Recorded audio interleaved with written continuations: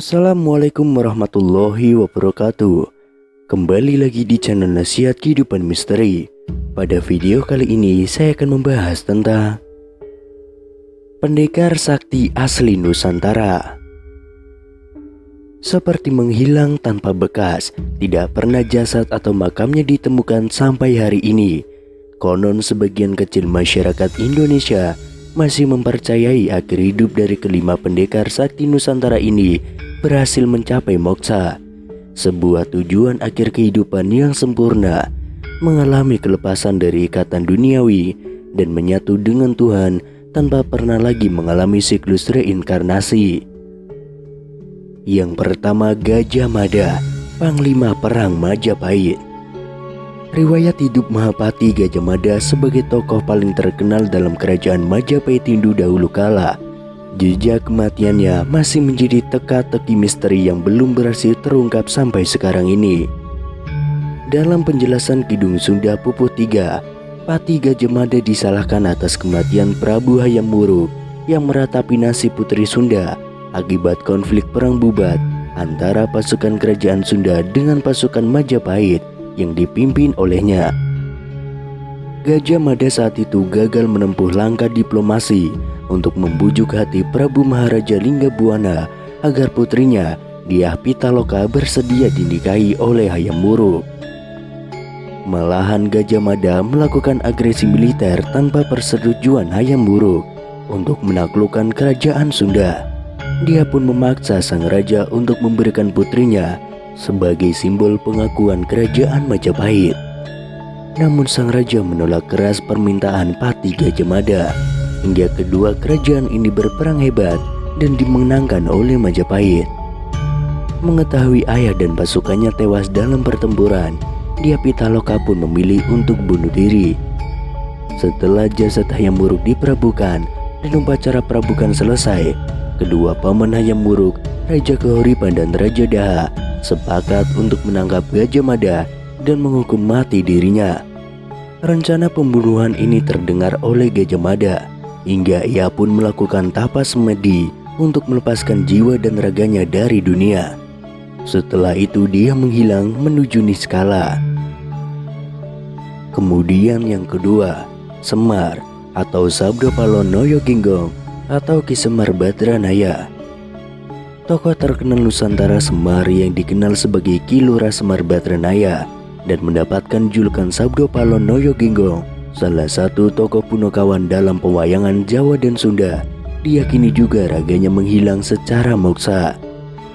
Setelah ia merasa kecewa berat karena Prabu Brawijaya V memutuskan untuk menjadi seorang mualaf karena memeluk agama Islam kala itu. Sabdo Palon sering diceritakan dan dikisahkan dalam kisah-kisah Jawa klasik, dan pastinya kita sudah tahu siapa itu Sabdo Palon. Yang paling terkenal adalah kisah bertemunya Sabdo Palon dengan Syekh Subakir yang sangat melegenda itu. Kedekatan Semar dengan Prabu Brawijaya V diceritakan dalam kitab Jayabaya. Ia sering dijadikan penasihat raja-raja yang berkuasa di tanah Jawa, dan konon sebagai pengasuh para kesatria Mahabharata dan juga Ramayana. Tapi tokoh Semar memang tidak ditemukan dalam naskah asli kedua wiracarita tersebut, hanya terdapat pada kisah-kisah pujangga Jawa. Kemudian Prabu Siliwangi. Prabu Siliwangi adalah raja yang sangat terkenal dan melegenda. Banyak kisah-kisah dari tanah Pasundan yang menceritakan kesaktian Prabu Siliwangi serta kebijaksanaannya yang sangat luar biasa. Selain dikenal sebagai raja yang arif dan bijaksana, Prabu Siliwangi juga terkenal memiliki ilmu kesaktian mandraguna. Sepanjang hidupnya berhasil membuat nama kerajaan Sunda Galuh yang dipimpinnya itu menjadi terkenal di seluruh wilayah Nusantara. Lebih dari 39 tahun ia menjadi raja. Namun saat masa kerajaan Pakuan Pajajaran di Bogor mulai berakhir, ajaran agama Islam mulai masuk ke tanah air, dan dia mendapatkan desakan dari pihak lain agar meninggalkan agama leluhurnya, yaitu untuk memeluk Islam. Dalam kisah yang berkembang, pihak lain tersebut adalah anaknya sendiri, yaitu Raden Kian Santang. yang ingin mengajak ayahnya untuk ikut memeluk agama Islam yang memang mulai berkembang di Pulau Jawa saat itu. Di masa-masa sulit ini, Prabu Siliwangi akhirnya memutuskan untuk melakukan tapa brata untuk mencapai moksa. Sebelum ia pergi meninggalkan kerajaannya, sang Prabu hanya berpesan kepada keluarga dan para pengikutnya untuk bebas memilih agama menurut keyakinan mereka sendiri, tanpa harus mengikuti jejak hidupnya. Dan yang selanjutnya, Prabu Brawijaya V, raja terakhir kerajaan Majapahit. Nasib tragis yang dialami oleh Prabu Brawijaya V tidak jauh berbeda dengan Prabu Siliwangi. Setelah runtuhnya kerajaan Majapahit akibat konflik internal keluarga kerajaan, serta tumbuhnya kerajaan-kerajaan Islam di tanah air Nusantara, saat itu Majapahit kalah berperang dengan kerajaan Kediri. Dan sebelum istana kerajaan dihancurkan oleh pasukan lawan, Prabu Brawijaya V sempat melarikan diri dan memutuskan untuk mengakhiri hidupnya dengan jalan bertapa moksa. Namun versi lain mengisahkan Prabu Brawijaya V adalah pemeluk agama Buddha.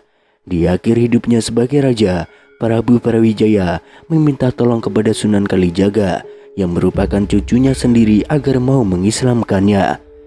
Setelah menjadi mualaf, ia pun melanjutkan tapa brata tingkat akhir, mengasingkan diri di dalam goa Gunung Lawu, dan dikabarkan ia berhasil mencapai moksa karena jasad dan kuburannya tidak pernah ditemukan. Yang terakhir, Prabu Jayabaya. Kisah Prabu Jayabaya yang memiliki gelar Sri Maharaja Sang Mahapanji Jayabaya Sri Warmaswara Madusudana Awatara Nindita Sutri Singa Parakrama Utunggadewa adalah seorang raja Kediri yang memerintah pada tahun 1135 sampai 1157 Masehi. Sebagai salah satu pewaris tahta Prabu Airlangga, Jayabaya sering terlibat perseteruan dengan saudaranya sendiri, yaitu Jayasabha. Hingga kedua raja ini berperang dengan membawa masing-masing pasukan kerajaan mereka. Namun dalam pertempuran hebat itu, Jayasabha mengalami kekalahan. Ia pun tewas terbunuh di tangan Prabu Jayabaya. Akhirnya tumbuk pimpinan saudaranya berhasil ia rebut dan seluruh wilayah di Jawa Timur berada di bawah kekuasaannya. Namun di balik kejayaan Prabu Jayabaya, ia masih dihantui rasa bersalah dan berdosa karena telah membunuh saudaranya sendiri. Penyesalan ini semakin berlarut-larut hingga akhirnya ia memutuskan untuk meninggalkan kerajaan Kediri yang ia pimpin.